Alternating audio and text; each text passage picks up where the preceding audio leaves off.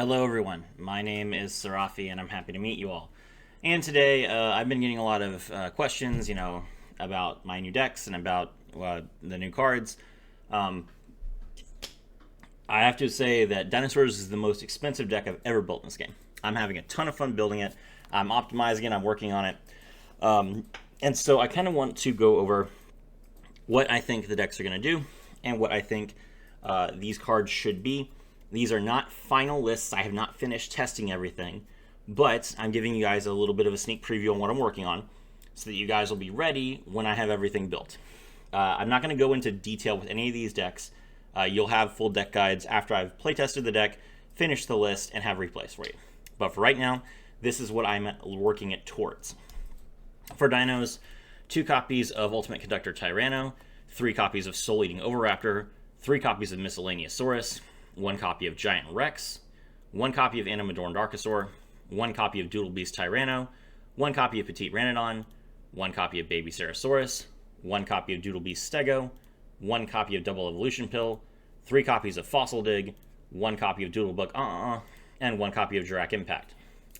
For the extra deck, I'm considering Dark Rebellion Xyz Dragon, Abyss Dweller, huge card, 2 copies of Evolzar Lagia, 1 copy of Boral Sword Dragon, 1 copy of Nightmare Unicorn, 1 copy of Link Karibo, 1 copy of Underworld Goddess of the Closed World, and 1 copy of IP Masquerena. The intended end board is IP Masquerena with Evolzar Lagia and Ultimate Conductor Tyranno.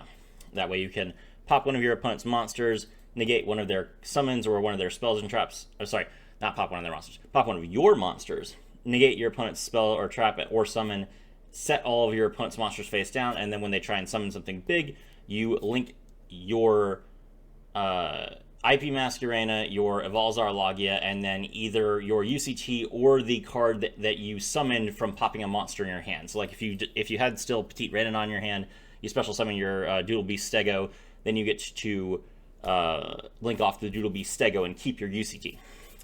Along with one of your opponent's monsters to make Underworld Goddess of the Closed World, which will then remove one of your opponent's monsters without destroying it, targeting it, doing anything like that. And then also all their other cards are negated, and Underworld Goddess of the Closed World is a 3,000 attack monster, can't be destroyed by card effects, can't be destroyed by effects that don't target it, and also, unaffected by cards that don't target it, and also can negate one of your opponent's effects to special summon from the graveyard once per turn.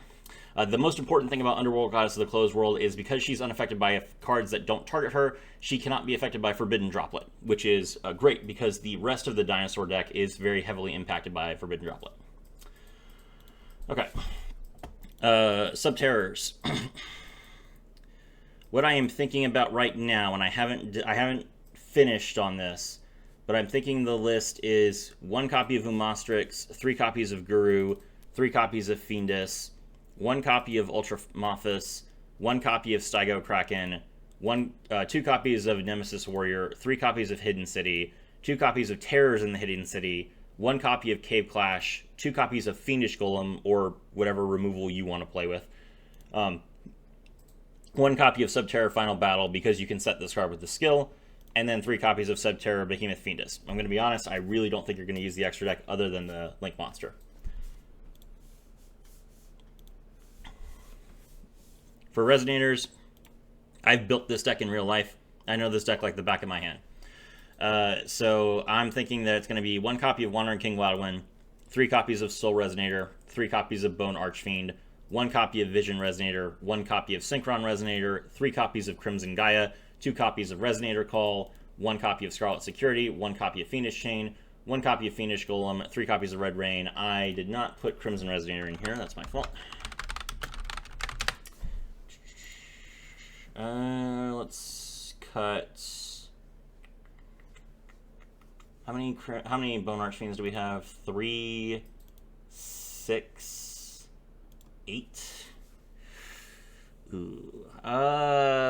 Maybe we don't need 3 Bone Archfiends. Okay. 2 Bone Archfiends and 1 Crimson.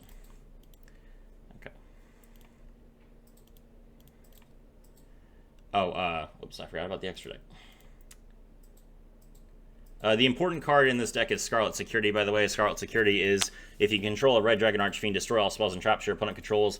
Because the skill can actually play Red Dragon Archfiend from your extra deck without synchro summoning, that means that you can essentially start your turn off with Harpy's Feather Duster. And if your opponent tries to respond to that by using their back row on your Red Dragon Archfiend, who cares? You didn't even summon it. So now you can just begin your turn with your normal summon and your plays. So it's a fantastic option, and you can search this card off of Crimson Gaia. For the extra deck, we are playing Red Nova Dragon. It's necessary for the skill. Hot Red Dragon Archfiend Abyss, one of the best cards in the game right now. 2 copies of Scarred Dragon Archfiend, 1 copy of Scarlight Red Dragon Archfiend, 1 copy of Red Dragon Archfiend, 2 copies of Red Rising Dragon, and 1 copy of Hot Red Dragon Archfiend Bane. Solid. Lastly, for Springins. Springins is interesting. It's essentially an Albaz control deck. And that means it's going to be really expensive and really... You have to make a decision about how much Dogmatica you want to play, because the amount of Dogmatica you want to play is basically tied to how good or bad the deck is and also how expensive it'll be.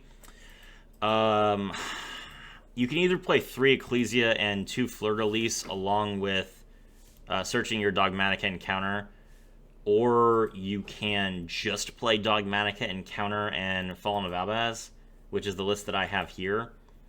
I think that the Dogmatica heavy version is going to try to do too many things at once, and I don't know how effective it'll be. So for this deck, 3 copies of Fallen of Albaz, 1 copy of Captain Sargus, 1 copy of Springin's Brenga, 3 copies of Springin's Brothers, 3 copies of Springin's Pedor, 3 copies of Springin's Rocky, 3 copies of Springin's Watch, 3 copies of Nadir Servant, 1 copy of Great Sandsequel Golgonda, 1 copy of Springin's Booty, 3 copies of Springin's Blast, 2 copies of Dogmatica Encounter, and 3 copies of Springin's Call for a total of 30 cards. And then for the extra deck, we have 2 copies of Titaniclad the Ash Dragon, 2 copies of Spring the Iron Dash Dragon, 1 copy of Brigand the Glory Dragon, 2 copies of Springin's Ship Explorer, and 2 copies of Springin's Merrymaker. The goal, of course, is to try and control your opponent's deck by summoning Fallen of Albaz as much as possible. The main problem with that is that you have to discard a card every time you summon Fallen of Albaz, and you're going to run out of cards pretty quickly. But I think it'll be decent enough. You'll probably win the game before you run out of fuel, to be honest, in Duel Links. And that is it for the new box cards. Can't really give you guys Tindangle because I don't have Akira, or not Akira, yeah, his name is Akira. I don't have Akira's cards in the card pool yet, so I'll show you guys that later. Anyway, my name is Serafi, and I was thrilled to have all of you with me.